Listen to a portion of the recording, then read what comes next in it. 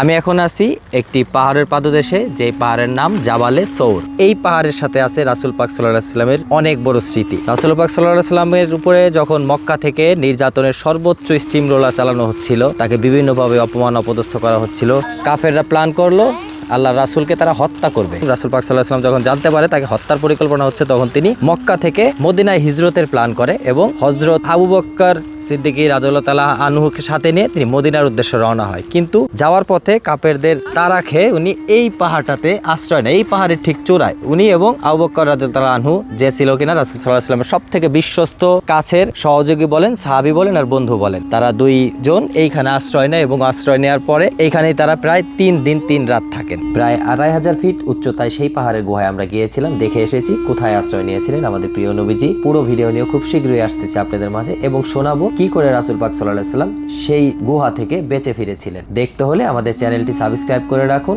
এবং সৌদি আরবের রাসূল সাল্লাল্লাহু আলাইহি ওয়াসাল্লামের স্মৃতি বিজড়িত অন্য কোনো জায়গা দেখতে চাইলে কমেন্টস বক্সে জানাতে পারেন।